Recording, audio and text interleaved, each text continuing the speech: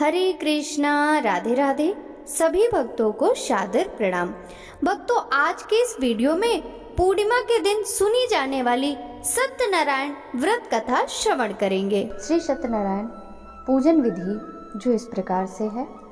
श्री सत्यनारायण व्रत कथा पूर्णिमा व संक्रांति के दिन शाम के समय स्नान आदि से निवृत्त होकर साफ स्वच्छ वस्त्र पहनकर करनी चाहिए। पूर्व की ओर मुख करके पूजा स्थान में आसन पर बैठकर श्रद्धा पूर्वक श्री गणेश जी, गौरी जी, वरुण जी, विष्णु भगवान आदि देवताओं का ध्यान करके पूजन करना चाहिए और संकल्प लेना चाहिए कि मैं सत्यनारायण स्वामी का पूजन तथा कथा श्रवण करूंगा। पुष्प हाथ में लेकर सत्यनारायण भगवान का ध्यान करके यज्ञोपवीत, पुष्प, धूप, नैवेद्य आदि अर्पित कर स्तुति करें। हे भगवान, मैं श्रद्धा पूर्वक फल, जल आदि सामग्री आपको अर्पण कर बारंबार नमस्कार करता हूँ। कृपया अपने भक्त द्वारा की गई आराधना स्वीकार करो। तत्पश्चात श्री सत्यनारायण भगवान की कथा श्रवण करनी चाहिए। श्री सत्यनारायण भगवान की कथा में जो आवश्यक सामग्री है वह कुछ इस प्रकार से है। केले के खंभे, पंचपल्लव, कलश, पंचरत्न, चावल, कपूर, धूप, पुष्पों से बनी हुई माला, नारियल, मौसमी फल, अंगवस्त्र, नैवेद्य, कलावा, आम के पत्ते, यज्ञोपवीत, वस्त्र, गुलाब के फूल, घी का दीपक, तुलसी दल, पान, पंचामृत, केसर, बंधनवार, चौकी इत्यादि सामग्री की आवश्यकता होती है। अब आप सभी भक्त श्री सत्यनारायण व्रत कथा श्रवण करिए। श्री व्यास जी ने कहा, एक समय नैमिषारण्य तीर्थ में शौनक आदि 88,000 ऋषि मुनियों ने पुराण वेत्ता श्री सूत जी से पूछा, हे सूत जी, इस कलयुग में वेद विद्या रहित मानवों को ईश्वर भक्ति किस प्रकार मिलेगी और उनका उद्धार कैसे होगा?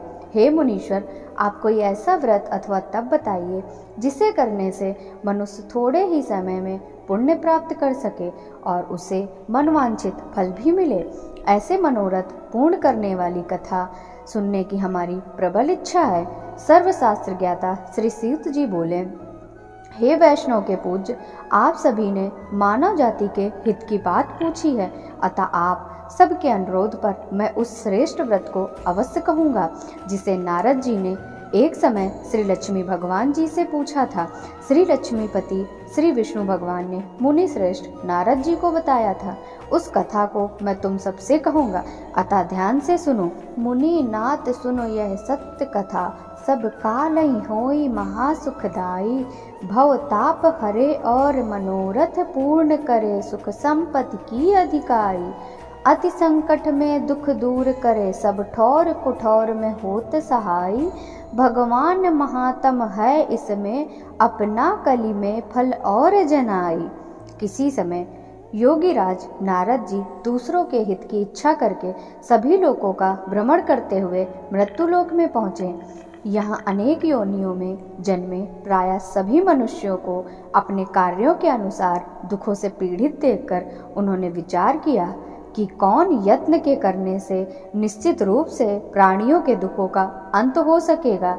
ऐसा अपने मन में विचार कर श्री नारद जी वैकुंठ धाम पहुँचे।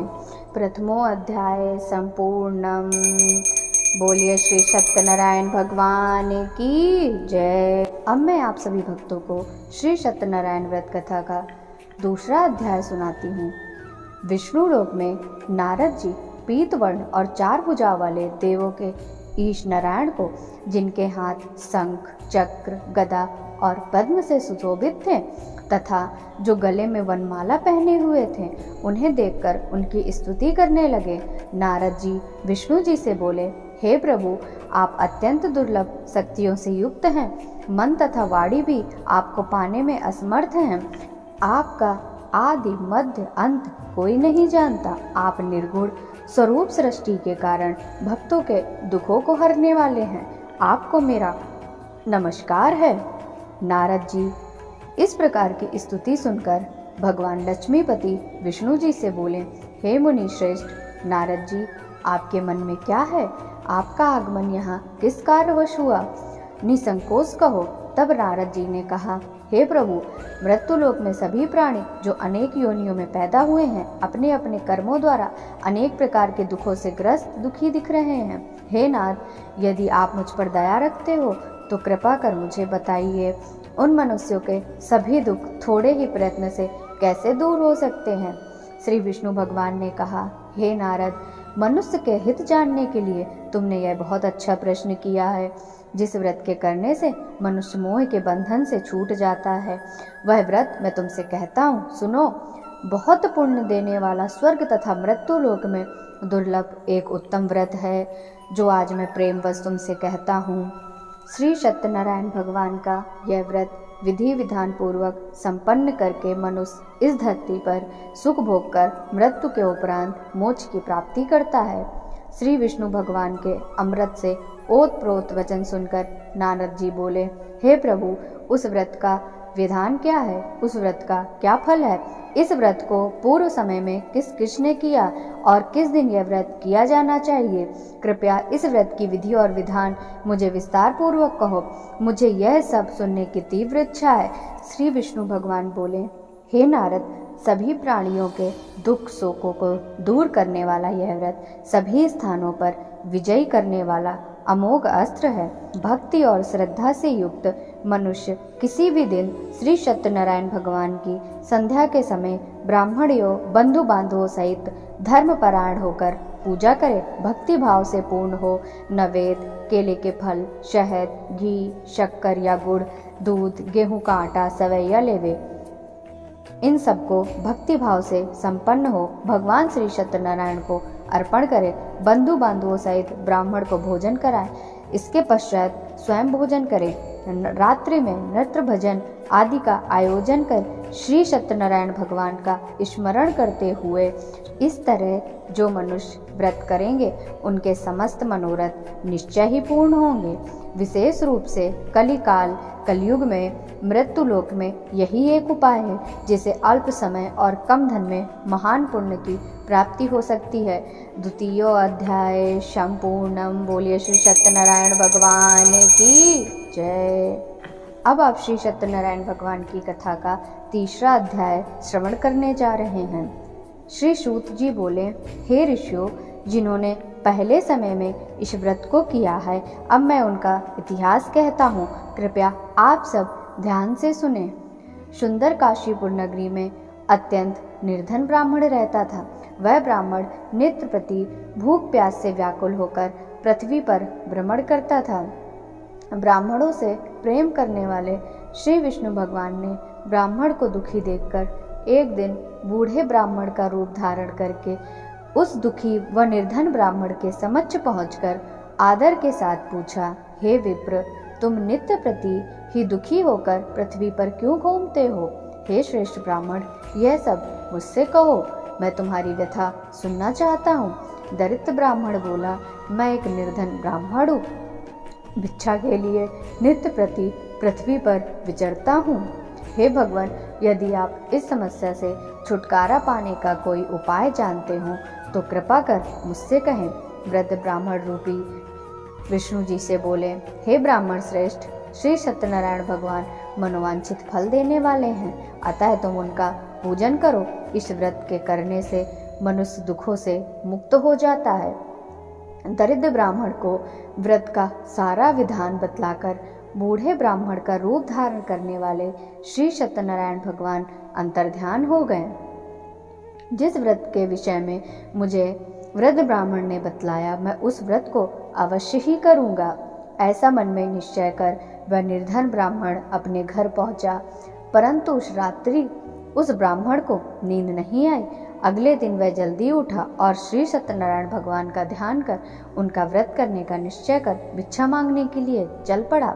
उस दिन उस दरिद्र ब्राह्मण को भिक्षा में बहुत सा धन मिला, जिससे उसने पूजन का सामान खरीद कर अपने घर आकर बंधु बांधवों के साथ भगवान श्री सत्यनारायण का व्रत किया, जिसके करने से वह दरिद्र ब्राह्मण सब दुखों से छूटकर अनेक प्रकार की संपत्तियों से युक्त हो गया।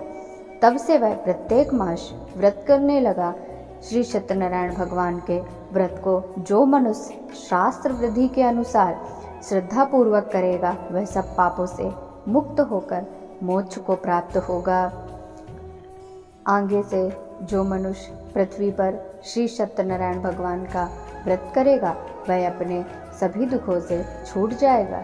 इस तरह श्री नारद जी ने सत्यनारायण भगवान को कहा, व्रत मैंने तुमसे कहा, हे विप्र, अब आप और क्या सुनना चाहते हैं, मुझसे कहें। तब ऋषियों ने कहा, हे मुनीश्वर, संसार में उस विप्र से सुनकर किस किस ने इस व्रत को किया, हम सब सुनना चाहते हैं। हमारे मन में यह सब जानने की इच्छा व श्रद्धा है। श्री सूत जी ने कहा, हे मुनियों, जिस जिस प्राणी ने इस व्रत को किया है उन सब की कथा ध्यानपूर्वक सुनो। एक समय वह ब्राह्मण धन और ऐश्वर्य के अनुसार बंधु बांधवों सहित अपने घर पर व्रत कर रहा था। उसी समय एक बूढ़ा लकड़हारा लकड़ी बेचने वाला वहां आया। उसने सिर पर रखा लकड़ियों का गट्ठर बाहर रख दिया। उस ब्राह्मण के घर में चला गया। प्यास से व्याकुल लकड़हारे ने उस ब्राह्मण को व्रत करते हुए देखा। वह प्यास को भूलकर उस ब्राह्मण को नमस्कार कर पूछने लगा, हे ब्राह्मण देवता, आप यह किसका पूजन कर रहे हैं? इस व्रत को करने से क्या फल मिलता है? कृपा कर मुझे बताइए, इसे सुनने की मेरी प्रबल इच्छा है। ब्राह्मण उस वृद्ध लकड़हारे से बोला, हे भाई, यह सब मनोकामनाओं से पूर्ण करने वाला श्री सत्यनारायण भगवान का व्रत है। इन्हीं की कृपा से मेरे घर में धन धान सुख समृद्धि की वृद्धि हुई है। ब्राह्मण से श्री सत्यनारायण भगवान के व्रत के विषय में जानकर लकड़हारा बहुत प्रसन्न हुआ। भगवान का चरणामृत ले प्रसाद ग्रहण करने के पश्चात भोजन कर वह अपने घर पहुंचा। अगले दिन लकड़हारे ने अपने मन में संकल्प किया कि आज नगर में लकड़ी बेचने पर जो धन मिलेगा मैं उसी से भगवान श्री सत्यनारायण का उत्तम व्रत विधि पूर्वक करूँगा। ऐसा मन में विचार कर वह लकड़हारा लकड़ियों का गट्ठर लेकर अपने सिर पर रखकर जिस नगर में धनवान लोग रहते थे उस नगर में गया। उस दिन उसे उन लकड़ियों के दाम पहले दिन से चौगुने मिले। तब वह बूढ़ा लकड़हारा अति प्रसन्न हो पके फल की कली, शक्कर, शहद, दूध, घी, दही, गेहूं का चूर्ण इत्यादि सामान श्री सत्यनारायण के व्रत हेतु लेकर अपने घर आ गया। उसने अपने बंधु बांधवों को बुलाकर विधि विधान के साथ भगवान का पूजन और व्रत किया। उस व्रत के प्रभाव से वह बूढ़ा लकड़हारा धन पुत्र आदि से युक्त हो संसार के समस्त सुख भोग कर अंत में वैकुंठ धाम को चला। तृतीय अध्याय संपूर्णम। बोलिए श्री सत्यनारायण भगवान की जय। अब आप सभी वक्त श्री सत्यनारायण व्रत कथा का चौथा अध्याय श्रवण करने जा रहे हैं। श्री सूत जी बोले, हे श्रेष्ठ मुनियों, अब आगे की एक कथा कहता हूँ। पूर्व काल में उल्कामुख नाम का एक महान बुद्धिमान राजा राज्य करता था। वह सत्यवक्ता और जितेंद्रिय था। वह प्रतिदिन देव स्थान पर जाकर गरीबों को धन देकर उनके कष्टों को दूर करता था। उसकी पत्नी कमल के समान मुख वाली सती साध्वी थी। भद्रशिला नदी के तट पर उन्होंने श्री सत्यनारायण भगवान का व्रत किया। उस समय वहाँ साधु नाम का एक वैश्य व्यापारी आया। उसके पास व्यापार हेतु बहुत सा धन था। वह वैश्य नाव को किनारे पर ठहराकर राजा के पास आया। राजा को व्रत करते देख विनयशील वाणी से बोला, भक्ति युक्त चित्त से आप ये किसका पूजन कर रहे हैं? मेरी सुनने की प्रबल इच्छा है, कृपया आप मुझे सविस्तार बताएं। महाराज उल्कामुख ने कहा, हे साधु वैश्य, मैं अपने बंधु बांधवों के साथ पुत्र की प्राप्ति हेतु सर्वशक्ति संपन्न महान शक्तिशाली सत्यनारायण भगवान का व्रत व पूजन कर रहा हूँ। राजा के भक्ति युक्त वचनों को सुनकर उस साधु नामक वैश्य ने आदर से कहा, हे राजन, मुझे भी इस व्रत का संपूर्ण विधान समझाएं। मैं भी आपके कथानुसार इस व्रत को अवश्य करूँगा। मैं भी संतानहीन हूँ। मुझे पूर्ण विश्वास है कि इस व्रत के करने से निश्चय है मुझे भी संतान की प्राप्ति होगी। राजा से व्रत का सब विधान सुनकर व्यापार से निवृत्त हो वह वैश्य व्यापारी आनंद के साथ अपने घर पहुंचा। उस समय वैश्य ने अपनी पत्नी लीलावती से संतान देने वाले उस व्रत का संपूर्ण वृतांत कह सुनाया और स्वयं प्रण किया कि जब संतान होगी तब मैं इस व्रत को अवश्य करूँगा। एक दिन उसकी पत्नी लीलावती आनंदित हो सांसारिक धर्म से प्रवृत्त होकर श्री सत्यनारायण भगवान की कृपा से गर्भवती हो गई। 10वें महीने में एक सुंदर कन्या को जन्म दिया। दिनों दिन वह कन्या इस तरह बढ़ने लगी जैसे शुक्ल पक्ष का चंद्रमा बढ़ता है। कन्या का नाम कलावती रखा गया। तब एक दिन लीलावती ने मीठे शब्दों में अपने पति को स्मरण कराया, हे नाथ, आपने जो भगवान का व्रत करने का संकल्प किया था अब आप उसे पूरा कीजिए। साधु वैश्य ने कहा, हे प्रिय, मैं कन्या के विवाह पर इस व्रत को करूँगा। इस प्रकार अपनी पत्नी को आश्वासन देकर वह साधु वैश्य अपने व्यापार को करने के लिए दूसरे नगर चला गया। कलावती पितृगृह में वृद्धि को प्राप्त हुई। एक दिन साधु ने जब अपनी पुत्री को नगर में सखियों के साथ खेलते देखा तो एक दूत को बुलाकर कहा, हे दूत, हमारी पुत्री हेतु कोई सुयोग्य वर तलाश करके लाओ। उसकी आज्ञा सुनकर दूत कंचन नगर पहुंचा और देखभाल कर वैश्य की पुत्री हेतु एक सुयोग्य सुशील वणिक पुत्र खोज कर ले आया। उस सुयोग्य वर को देखकर वैश्य ने अपने बंधु बांधवों सहित प्रसन्न चित्त मुद्रा में अपनी पुत्री का विवाह कर वणिक पुत्र के साथ कर दिया। परंतु दुर्भाग्यवश वह विवाह के समय भी सत्यनारायण भगवान का व्रत करना भूल गया।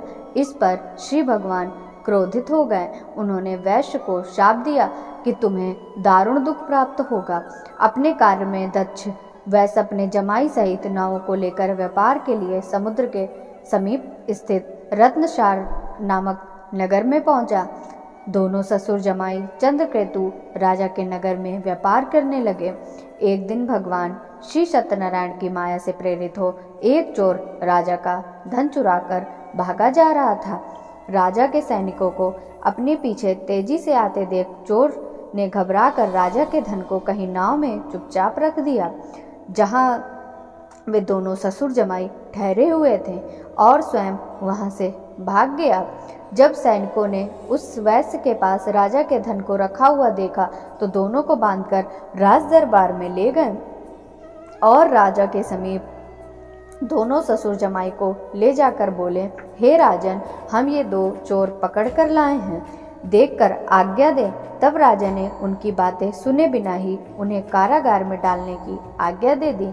इस प्रकार निर्दोष होते हुए भी राजा की आज्ञा से उन्हें कठिन कारावास में डाल दिया गया तथा उनका सारा धन छीन लिया गया। इसी प्रकार से चतुर्थो अध्याय समाप्तम। बोलिए श्री सत्यनारायण भगवान की जय।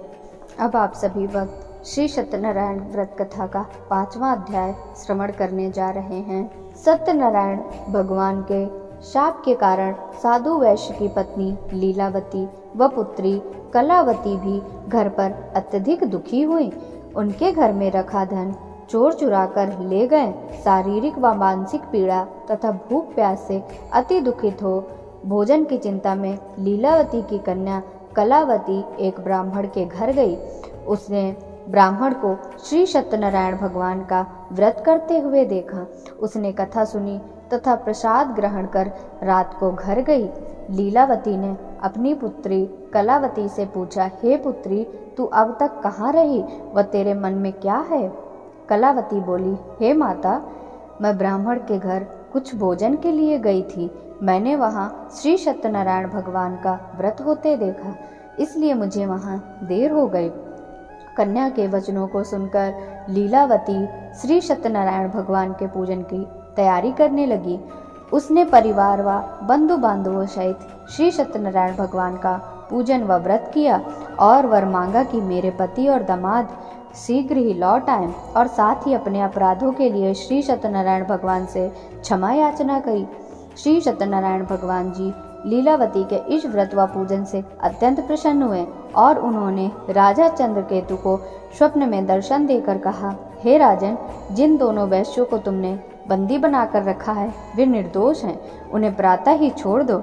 उनका सब धन जो तुमने ग्रहण किया है उसे लौटा दो, अन्यथा मैं तेरा धन, राज्य, पुत्र आदि सब नष्ट कर दूंगा।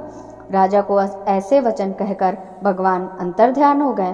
प्रातः काल राजा चंद्रकेतु ने सभा में सबको अपना स्वप्न कह सुनाया और सैनिकों को आज्ञा दी कि दोनों बड़े पुत्रों को कैद से मुक्त कर सभा में लाया जाए। दोनों ने आते ही राजा को प्रणाम किया। राजा ने कोमल वचनों से उनका सत्कार करते हुए कहा, हे महानुभावों, तुम्हें दुर्भाग्यवश ऐसा कठिन दुख प्राप्त हुआ है। अब तुम्हें कोई भय नहीं, अब तुम मुक्त हो। ऐसा कहकर राजा को उनको नए नए वस्त्र आभूषण पहनाए तथा जितना भी धन लिया था उससे दूना लौटाकर आदर से विदा किया। दोनों वैश्य अपने घर को चल दिए। पंचम अध्याय संपूर्णम। बोलिए श्री सत्यनारायण भगवान की जय। अब आप सभी भक्त श्री सत्यनारायण व्रत कथा का छठा अध्याय श्रवण करने जा रहे हैं। श्री सूत जी बोले, वैश्य ने मंगलाचार करके यात्रा आरंभ की और अपने नगर को चला। उनके थोड़ी दूर आगे बढ़ने पर दंडी वेशधारी श्री सत्यनारायण भगवान ने उनसे पूछा, हे साधु, तेरी नाव में क्या है? अभिमानी वणिक हंसता हुआ बोला, हे दंडी, आप क्यों पूछते हैं? क्या धन लेने की इच्छा है? मेरी नाव में तो बेल और पत्ते भरे हैं। वैश्य का कठोर वचन सुनकर दंडी वेशधारी श्री सत्यनारायण भगवान ने कहा, तुम्हारा वचन सत्य हो। ऐसा कहकर दंडी वेशधारी वहां से चले गए और कुछ दूर समुद्र के किनारे बैठ गए। दंडी महाराज के जाने के पश्चात वैश्य ने नित्य क्रिया से निवृत्त होने के बाद नाव को ऊंची उठी देखकर अचंभा किया तथा नाव में बेल पत्ते आदि देखकर मूर्छित हो जमीन पर गिर पड़ा।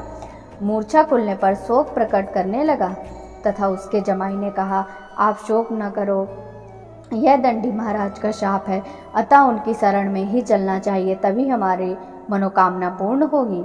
जमाई के वचन सुनकर वैश्य दंडी महाराज के पास पहुंचा। अत्यंत भक्तिभाव से प्रणाम करके बोला, मैंने जो आपसे असत्य वचन कहे थे उनके लिए मैं क्षमा प्रार्थी हूँ। ऐसा वचन सुनकर बहुत दुखी होकर रोने लग गया। तभी दंडी वेशधारी भगवान बोले, हे वणिक पुत्र, मेरे शाप से बार बार तुझे दुख प्राप्त हुआ है, तू मेरी पूजा से विमुख हुआ। वैश्य ने कहा, हे भगवान, आपकी माया से ब्रह्मा आदि देवता भी आपके रूप को नहीं जान पाते, तब मैं अज्ञानी भला कैसे जान सकता हूँ? आप प्रसन्न होइए, मैं अपनी सामर्थ्य अनुसार आपकी पूजा करूँगा। मेरी रक्षा करो और पहले के समान मेरी नौका को धन से परिपूर्ण कर दो। उसके भक्ति युक्त वचनों को सुनकर श्री सत्यनारायण भगवान प्रसन्न हो गए। उसको इच्छानुसार वर देकर अंतर्ध्यान हो गए। तभी ससुर व जमाई दोनों ने नाव पर आकर देखा कि नाव धन से पूर्ण है। फिर वह भगवान सत्यनारायण का पूजन कर साथियों सहित अपने नगर को चल दिया। जब वह अपने नगर के निकट पहुंचा तब उसने एक दूत को अपने घर भेजा। दूत ने वैश्य के घर जाकर अपनी पत्नी को नमस्कार किया और कहा, आपके पति और दामाद सहित इस नगर के समीप आ गए हैं। लीलावती और उसकी कन्या कलावती उस समय भगवान की पूजा कर रही थी। दूत के वचनों को सुनकर साधु की पत्नी ने अत्यंत हर्ष के साथ सत्यदेव का पूजन पूर्ण कर अपनी पत्नी से कहा, मैं अपने पति के दर्शन को जाती हूँ, तू कार्य पूर्ण कर शीघ्र आ जाना। माँ के जाते ही पुत्री कलावती पूजन व प्रसाद छोड़कर अपने पति के दर्शन के लिए चली गई। प्रसाद की अवज्ञा के कारण सत्यदेव ने रुष्ट होकर उसके पति को नाव सहित पानी में डुबो दिया। कलावती अपने पति को न देखकर रोती हुई जमीन पर गिर पड़ी। अपने जमाई और पुत्री की दशा देखकर साधु वैश्य बोला, हे प्रभु, मुझसे या मेरे परिवार से जो भी भूल हुई हो उसे क्षमा करो। उसके दीन वचनों को सुनकर सत्यदेव भगवान प्रसन्न हो गए। आकाशवाणी हुई, हे वैश्य, तेरी कन्या मेरा प्रसाद छोड़कर आई है, अतः इसका पति अदृश्य हुआ है। यदि वह घर जाकर प्रसाद ग्रहण कर लौटे तो इसका पति अवश्य मिलेगा। आकाशवाणी सुनकर कलावती ने घर पहुंचकर प्रसाद खाया और फिर आकर अपने पति के दर्शन किए। तत्पश्चात वैश्य ने वही बंधुओं सहित भगवान सत्यनारायण का विधि पूर्वक पूजन किया। वह इस लोक का सुख भोग कर अंत में स्वर्ग लोक को गया। इति श्री सत्यनारायण व्रत कथा छठा अध्याय संपूर्णम। बोलिए श्री सत्यनारायण भगवान की जय। अब आप सभी भक्त श्री सत्यनारायण व्रत कथा का 7वां अध्याय श्रवण करने जा रहे हैं। श्री सूत जी ने आगे कहा, हे ऋषियों, मैं एक और कथा कहता हूँ, सुनो।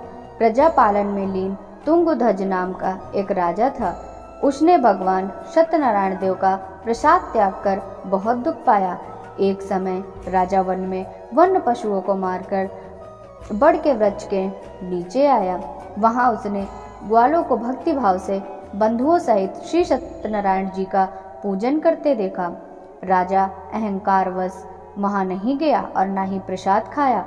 प्रसाद त्याग कर अपने नगर को गया तो वहां उसने सब कुछ नष्ट पाया। वह समझ गया कि भगवान सत्यनारायण ने ही किया है। तब वह उस स्थान पर गया, ग्वालों के संग विधि पूर्वक पूजन कर प्रसाद खाया तो सत्यनारायण की कृपा से सब कुछ पहले जैसा ही हो गया। मरने पर स्वर्ग लोक को गया। जो मनुष्य इस परम दुर्लभ व्रत को करेगा, श्री सत्यनारायण भगवान की कृपा से उसे धन धान की प्राप्ति होगी। निर्धन धनी और बंदी बंधन से मुक्त होकर निर्भय हो जाता है। संतानहीन को संतान प्राप्त होती है तथा सब मनोरथ पूर्ण होकर अंत में वह वैकुंठ धाम को जाता है। जिन्होंने पहले इस व्रत को किया, अब मैं उनके दूसरे जन्म की कथा भी कहता हूँ। सतानंद नामक ब्राह्मण ने सुदामा के रूप में जन्म लेकर श्री कृष्ण की भक्ति कर मोक्ष प्राप्त किया। उल्कापुख नाम के महाराजा राजा दशरथ बने और श्री रंगनाथ का पूजन कर वैकुंठ धाम को प्राप्त हुए। साधु नाम के वैश्य ने धर्मात्मा व सत्य प्रतिज्ञ राजा मोरध्वज बनकर पुत्र को आरे से चीर कर मोक्ष प्राप्त किया। महाराज तुंगध्वज स्वयंभू मनु बने। उन्होंने बहुत से लोगों को भगवान की भक्ति में लीन कर मोक्ष प्राप्त किया। लकड़हारा भील अगले जन्म में गुह नामक निषाद राजा हुआ, जिसने भगवान राम के चरणों की सेवा कर मोक्ष प्राप्त किया। इति श्री सत्यनारायण व्रत कथा 7वां अध्याय संपूर्णम। बोलिए श्री सत्यनारायण भगवान की जय। जय लक्ष्मी रमणा, श्री जय लक्ष्मी रमणा। सत्यनारायण स्वामी, सत्यनारायण स्वामी, जनपातक हरणा। ओम जय लक्ष्मी रमणा। रत्न जड़ित सिंहासन अद्भुत छवि राजे। नारद करत निरंजन घंटा ध्वनि बाजे। ओम जय लक्ष्मी रमणा। प्रकट भये कली कारण द्विज को दर्श दियो। बूढ़ो ब्राह्मण बन कर कंचन महल कियो। ओम जय लक्ष्मी रमणा। दुर्बल भील कठारो इन पर कृपा करी। चंद्रचूड़ एक राजा जिनकी विपत हरी। ओम जय लक्ष्मी रमणा। वैश्य मनोरथ पायो श्रद्धा तज दीनी। शो फल भोग्यो प्रभु जी फिर स्तुति कीनी। ओम जय लक्ष्मी रमणा। भक्ति भाव के कारण छिन छिन रूप धर्यो। श्रद्धा धारण कीनी तिनके काज शर्यो। ओम जय लक्ष्मी रमणा। ग्वाल बाल संग राजा वन में भक्ति करी। मन वांछित फल दीन्यो दीन दयाल हरि। ओम जय लक्ष्मी रमणा। चढ़त प्रसाद शबाया कदली फल मेवा। धूप दीप तुलसी से राजी सत्य देवा। ओम जय लक्ष्मी श्री सत्यनारायण जी की आरती जो कोई नर गावे, कहत शिवानंद स्वामी मन वांछित फल पावे। ओम जय लक्ष्मी रमणा। बोलिए श्री सत्यनारायण भगवान की